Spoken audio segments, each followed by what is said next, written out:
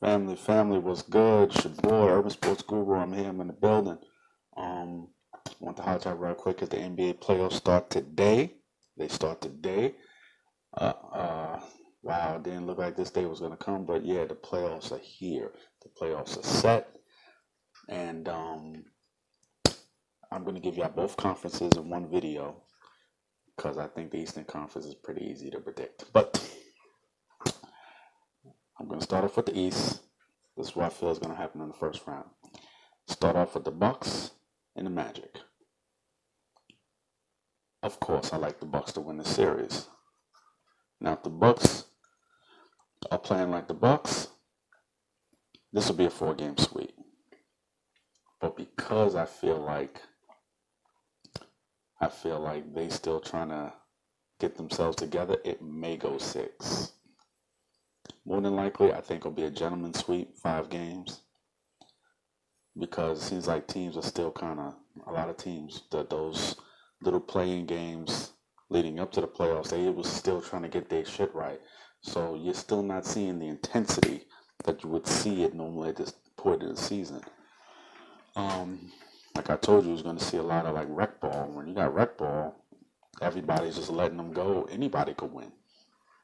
So even though Orlando doesn't really have a lot of shooters to play that game with a team like Milwaukee that has a ton of shooters, but I say a gentleman's sweep.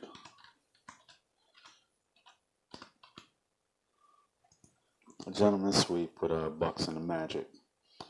I say a gentleman's sweep with the Raptors and Nets. Gentleman's sweep, if not a complete 4-game sweep. The Nets, they're so on demand. They're so on demand. But they play so hard. You know, I think Jacques Vaughn is the coach, and he's really doing a great job of getting those guys to play hard. They're just a makeshift team right now. So, 5 games tops in the Raptors series. Now we got Boston in 3-6. We got Boston 76ers again. They going at it, and I wouldn't be surprised because with Embiid, is he gonna play? How much is he gonna play? I say how much because of reactivation of an injury. You know what I'm saying? That's why I say how much. But I say Boston in 5. Boston has all. The only thing that stretches this series to 6 or 7 games is Embiid completely putting foot to ass and dominating. Outside of that, I say Boston in 5 games.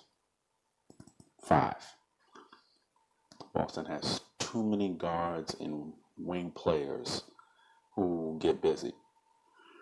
Gordon Hayward, Jaylen Brown, Jason Tatum, and I still didn't even mention Kemba Walker yet. You know what I'm saying? So if Embiid isn't balling, then you got a guy like Enes Kanter who's a monster on the glass, who will control the glass when he's in there.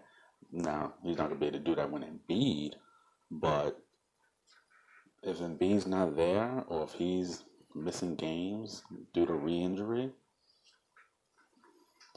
I think 5 games.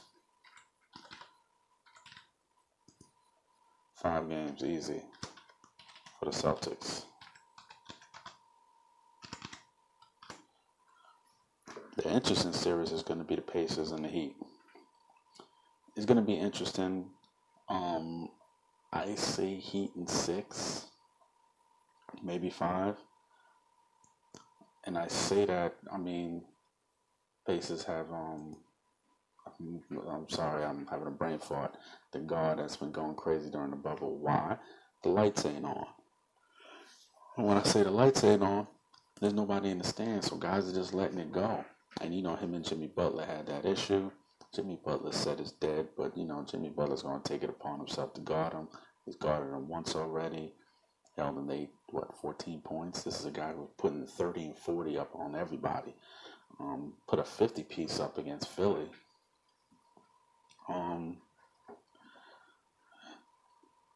I think Miami just has a lot of things going. I think the Pacers' size can give them some problems. Maybe stretch it to 6 games. But if you're shutting down their best guy, their best scorer, Oladipo isn't 100%, maybe 5. Eastern Conference, I don't see these playoffs being very competitive. I just don't. Right now, I don't see them being very competitive because the conference is so top heavy.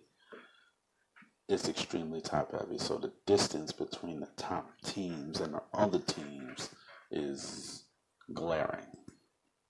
It's a huge, huge difference.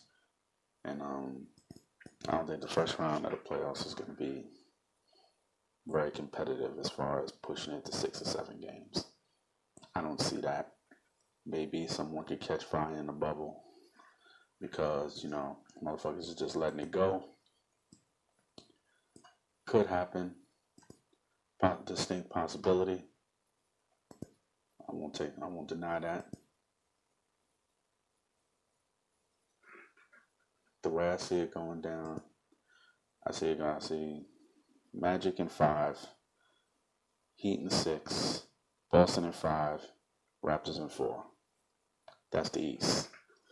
Now the Western Conference. Let's start off with the Lakers and Portland. A lot of people are feeling interested in the Portland Trailblazers. A lot of people are drinking that Kool-Aid. Now, I like the Portland Trailblazers, and on paper, I understand it. And I understand it because the Lakers have a lot of bigs. And because they have so many bigs, not a lot of teams in the league can really match up against them. Portland can. Portland, just like make Lakers have 3 productive bigs, Portland has 3 productive bigs. They don't have Anthony Davis, but they have 3 productive bigs. Nurkic is going to ball on the offensive end. Then you got Collins, who's going to get hustle plays and can score. Then you got Whiteside, who's a capable defender. You can get him in pick and rolls, but he's still a capable rim protector, defender, and rebounder. Defensively, that team, as a whole, is not good. And I think that's what will take a toll in the series. The fact that they played so many of these games, and it's like they're going down to the wire because they just can't stop anybody.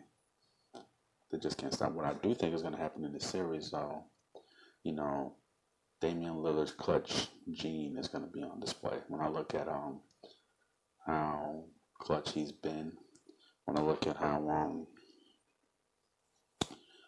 clutch he's been, how he's been able to put the team on his back, and I look at how the Lakers defensively is still good, but offensively they just haven't been able to score. Now that's against other teams. You're going against the Blazers, who aren't really guarding anybody. Let's see how that plays out. I think they can push it to 7 games, but at the end of the day, I think LeBron James is going to have free reign because they don't have guys on the wing. They have guys that can make Anthony Davis work on both ends. They don't have guys that can make LeBron work on both ends. They don't. They just don't. So it's not like the Clippers, they got a whole bunch of wing defenders and he has to guard Kawhi. They can make LeBron work on both ends. Portland doesn't. I say Lakers in 7. Houston, OKC. Now, y'all know I was very high on Houston coming into the bubble. I was extremely high on Houston. Here's the problem with Houston now. If there's any team that can fuck this up, losing to the team that they traded Chris Paul to, it would be the Houston Rockets. That's one. Secondly, Brody. Brody is not healthy. I think we're going to find out today exactly how much games he's going to miss. Suppose he's going to miss a game or 2, and that can mean everything. That can mean everything in this series, because if it's just James Harden against OKC, the way Chris Paul got them boys playing, I like OKC in a long series, but I would like OKC. If Brody comes back, I like Houston in 6. So that's the caveat, because right now I don't think anyone has anything definitive about what's going to happen with Russell Westbrook. No one has anything definitive. So that's the best I can give you. Now, Denver-Utah is going to be a very entertaining series to watch. They played a very entertaining game in the bubble, and now you're going to have have 6 to 7 games of that. But in the long run, I like Denver. I like Denver to prevail because Utah and those kind of things. Mike Conley, he just left the bubble for the birth of his kid. Can't knock that. For the birth of his kid, can't knock that. But you basically got they don't have Bogdanovich, and you basically got Donovan Mitchell on the perimeter going for self against Murray. The emergence of Michael Porter Jr. and Denver got a squad on the low. Denver has a squad, and Michael Porter Jr. is becoming that dude that I told you he was going to become, and he's going to get some playoff experience. Bol is coming somebody that they can use coming off the bench and just be a matchup nightmare. I mean, the Joker is balling. I like Denver in 6. I do. Denver's going to be a problem. A real problem. I think the Lakers, they get past Portland. I think they need to be thankful that, but I think they feel more confident against Houston than they would against Denver. Because Denver has the bigs to match up. Denver has the horses. Denver has the wing players. Denver has everything to go up against the Lakers. They don't have the experience. But manpower, X's and O's, they have everything. Everything. They're going to be a tough fucking out. And they could play that run up and down ball. They can play that shit. They can play the slow ball. They can play the run up and down ball. Because they have so many ways to go. So many ways. So, Denver's going to be a tough out. Then, last but not least, Clippers and Mavs. Of course, I like the Clippers. It's all about how serious the Clippers take it. And I say that because, no, Luka is Luka. Luka is a dangerous player, but the Clippers have too many great wing defenders. Too many.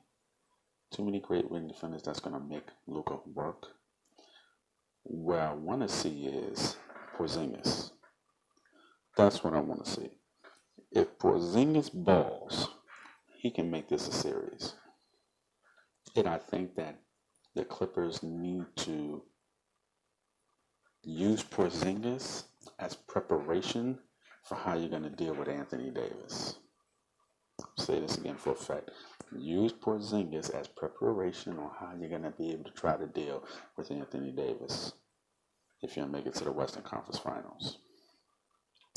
So those are my takes. Lakers in 7, Houston in 6. If Brody comes back, Denver in 6, Clippers in 5.